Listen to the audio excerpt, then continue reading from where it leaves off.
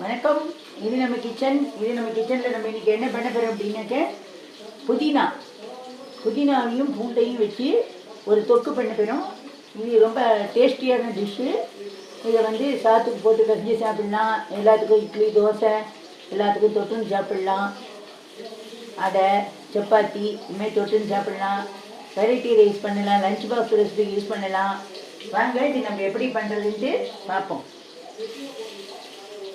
புதினா தொக்குக்காக சில ஐட்டங்கள்லாம் dry roast பண்ணிக்கணும். சில சாமான்கள்லாம் நான் இருப்பச்செடியை காய வச்சுருக்கேன். கடுகு, வெந்தயம் நிறைய போடாதீங்க, கசக்கும். ஜீரகம்,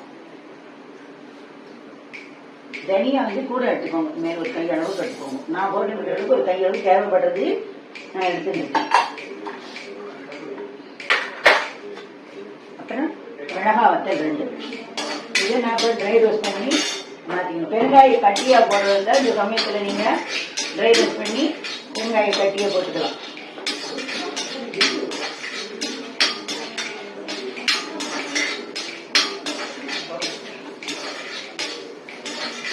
இதெல்லாம் ஹெல்த்துக்கு ரொம்ப நல்லது. பித்தம், வாதம், கபம் இது மாதிரிலாம் இருந்தால் சரிக்கக்கூடியது. இதுக்கு மிளகு தேவை கிடையாது. உங்களுக்கு தேவைப்பட்டால் நீங்கள் மிளகு கூட போட்டுக்கலாம். பெருங்காயம் கேஸ்ட்ரிக் ப்ராப்ளம் வராமல் தடுக்கும். தனியாக நமக்கு டைஜஷன் ப்ராப்ளம், நெஞ்செலு சளி இதுக்கெல்லாம் இந்த ஜீரகம், தனியா இதெல்லாம் யூஸாக இருக்கும். இதை நம்ம கைவிடாமல் ட்ரை ரோஸ்ட் பண்ணிக்கலாம்.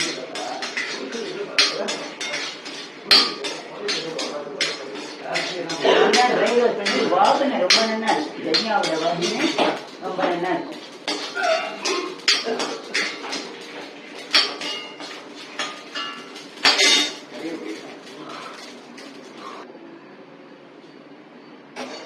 நம்ம இதை வறுத்துட்டோம். இந்த வறுத்த சாமான்களை இதில் எடுத்து விடலாம். மறுபடியும் அடுப்பை பற்ற வச்சுண்டு நம்ம செக்கில் ஆட்டின கடலை நீங்கள் விட்டுக்கிறோம்.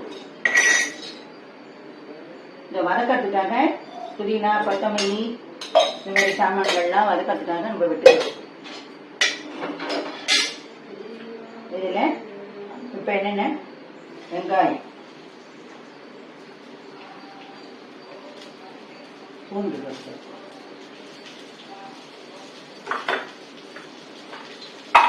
இதெல்லாம் நம்ம ஒரு அரை வரைக்கு வதக்கணும். இது குயிக்காக வதங்கிறதுக்காக இது உப்பை போட்டுக்கிறோம். என்ன பண்ணுறேன், புதினா 90% இருக்கணும். நான் கொத்தமல்லி ஒரு 10% அளவுக்கு சேர்த்துக்கிறேன். இது ரெண்டுமே எல்லாமே நல்லா டைஜஷன் ப்ராப்பர்ட்டி. நல்லா வச்சிருந்து நீங்கள் நல்லா 1 மாதம் வரைக்கும் இந்த தொக்கு கலரி வச்சுருந்தீங்கன்னா 1 மாதம் வரைக்கும் கெட்டு போகாமல் இருக்கும். இன்ஸ்டன்ட்டாக லஞ்ச் பாக்ஸ் ரெசிபிக்கு பண்ணி கொடுக்கலாம். இல்லை நீங்கள் வெளியில் வாசல் எங்கேயாவது போகிறல் அப்படின்னா கூட இதை பண்ணி எடுத்துட்டு போயிடலாம். அந்த சாதம் பிசைஞ்சு இப்போ இது நான் எந்த காய்கறியாக இருந்தாலும், எந்த கீரை இந்த மாதிரி கொத்தமல்லி, கருவேப்பிலை, புதினா எதை பண்ணினாலும் ஒரு 20 நிமிஷம் உப்பு மஞ்சள் பொடி போட்டு ஊற வச்சுட்டு அதுக்கப்புறம் தான் நான் அதை யூஸ் பண்ணுவேன். அது இப்போ நம்ம புதினாவை போடுறோம். ஜலத்தை வடிச்சிட்டு புதினாவை போடுறோம். அடுத்தது கொத்தமல்லியை போடுறோம். இப்போ இந்த வாசனையே நமக்கு நல்லா கமகமன்னு வருது. இந்தாது கொத்தப்பாடு புளியை நான் வெந்நீரில் ஊற வச்சுருக்கேன். நான் அதையும் இதோட போடுறேன். இப்போ வெங்காயம், பூண்டு, கொத்தமல்லி, புதினா இதெல்லாம் வதங்கி வரணும். இந்த வதங்கி வர வரைக்கும் மீடியம் ஃப்ளேமில் வச்சுக்கலாம். வதங்கி வர வரைக்கும் வெயிட் பண்ணுவோம். இப்போ இது என்னன்னா வதங்கிடுச்சு. நம்ம இதில் போடுறோம். இதெல்லாம் அரைக்கணும், அதுக்காக இதில் போடுறோம்.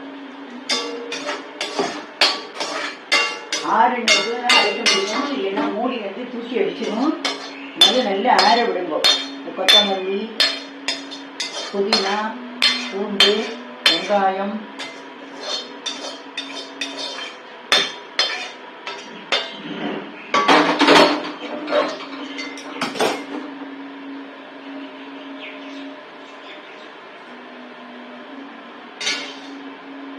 ஸோ இதுக்கு ஒரு சின்ன ரீகப் பார்த்துடுவோம். நம்ம வந்து எண்ணெயை விட்டுட்டு கொத்தமல்லி, பூண்டு, புதினா, வெங்காயம், புளி இது எல்லாத்தையும் நல்லா வதக்கி இதில் போட்டுருக்கோம். ட்ரை ரோஸ்ட் பண்ணுறதுக்காக நம்ம வந்து கடுகு, ஜீரகம், வெந்தயம், மிளகாய் வத்தல் இது எல்லாத்தையும் போட்டுருக்கோம். இது எல்லாத்தையும் போட்டு ட்ரை ரோஸ்ட் பண்ணி இதில் போட்டுட்டாச்சு. இப்போ நம்ம பெருங்காயம் வறுக்கிற பெருங்காய ஜலம் தான் விட போகிறோம். பெருங்காய ஜலத்தை விட்டுட்டாச்சு. தேவையான அளவு உப்பும் இதிலேயே போட்டு விடுறோம். வெள்ளத்தையும் இதிலேயே போட்டு விடுறோம். இது நல்லா ஆறின உடனே இதை ஒரு பேஸ்ட்டாக அரைக்கணும். இதை அரைச்சிட்டு பார்க்கலாம்.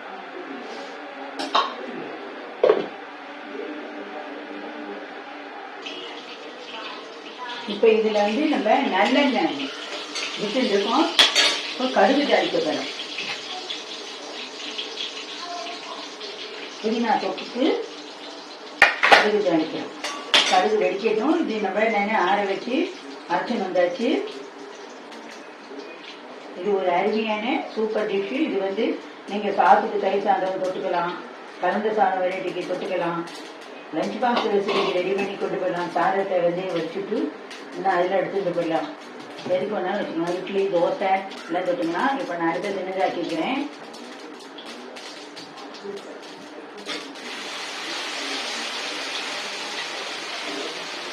கடுகு வடிச்சு விட்டு இப்போ நான் அடுத்த பேஸ்ட்டை போட்டு நல்லா வதக்க போகிறேன். நல்லா இது வந்து ஆயில் பிரிஞ்சு வர அளவுக்கு நீங்கள் வதக்கணும். இந்த மிக்சியை நான் அலம்பி விட்டுக்கிறேன். ஜலத்தை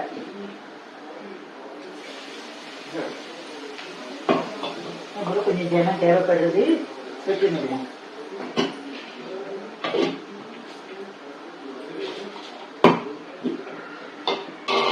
இந்த ஜலத்தை இதில் இப்போ விட்டுண்டாச்சு. விட்டுண்டு ஒரு மீடியம் ஃப்ளேமில், ஏன்னா வெளியிலாம் இது தெரிக்கும், மீடியம் ஃப்ளேமில் வச்சுட்டாச்சு. இப்போ இது வந்து தனி மிளகாத்தூள், ஹோம்மேடு தனி மிளகாத்தூள் நான் அரைச்சி வச்சுருக்கேன்னு சொன்னேன் இல்லையா, அதை போடுறேன். தேவையான அளவுக்கு போட்டுக்கணும். நான் வந்து ஒரு 1.5 ஸ்பூன் அளவுக்கு போட்டுருக்கேன். மிளகாய் வத்தலும் போட்டுருக்கேன், இதுவும் போட்டுருக்கேன். இந்த இடத்துல கொஞ்சம் எல்லாரும் கொஞ்சம் காரசாரமாக சாப்பிடுவா, அதுக்காக போட்டுருக்கேன். இப்போ இன்னும் கொஞ்சம் எண்ணெய் இதில் விடுறேன். மஞ்சள் இன்னும் கொஞ்சம் சேர்த்துக்கிறேன். இதுக்கு பத்தலை நான் போட்டுருக்கேன். இந்த வரைக்கும்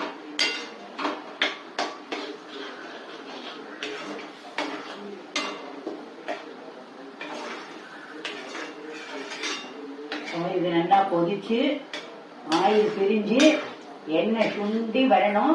அது வரைக்கும் வேகணும். இது வெளியில தெரிக்காம இருக்கிறதுக்காக நான் ஒரு தக்காளி போட்டு மூடுறேன். ரெடியாகி வரட்டும், பார்ப்போம். இப்ப நம்ம கருப்பு சிலிக்கி ஸ்டீம் குக் பண்ணினோம் இல்லையா, அது வந்து இருக்கா என்னங்கிறத பார்ப்போம். நல்லா வெந்து விட்டு இப்ப இதை எடுத்துடுறோம். எடுத்துட்டு இதுமாரி ஜனம் விட்டு ஒரு ஸ்டாண்டு ஒன்று, இந்த மாதிரி ஒரு ஸ்டாண்டை வச்சுக்கோங்க. இந்தமாரி தட்டில் நம்ம எண்ணெய் தடி கருப்பு சிலிக்கி அரைச்சதை வச்சோம் இல்லைங்க, இதையும் நம்ம ஸ்டீம் குக் பண்ண போறோம். இதை நல்லா ஸ்டீம் குக் பண்ணிட்டு பார்க்கலாம். இப்போ நம்மளோட புதினா கொத்தமல்லி தொக்கு எண்ணெய் ரெடி ஆகிடுது. இந்த மாதிரி எண்ணெய் ஆயில் பிரிஞ்சு வரணும். இப்போ இறக்குற நேரத்துக்கு நீங்கள் கொஞ்சம் இதில் இந்த மாதிரி நல்லெண்ணெயை விட்டு இறக்கிடுங்க. தேவைப்பட்ட அப்புறம் சாதத்தில் கூட விட்டுக்கலாம். இந்த தொக்கு வந்து எல்லாத்துக்கும் தொட்டுண்டு சாப்பிட்றதுக்கு வசதியாக இருக்கும். இது வந்து இப்போ வந்து நம்ம இது வந்து ஒரு கண்ணாடி பாட்டிலில் எடுத்து வைக்கிறோம்.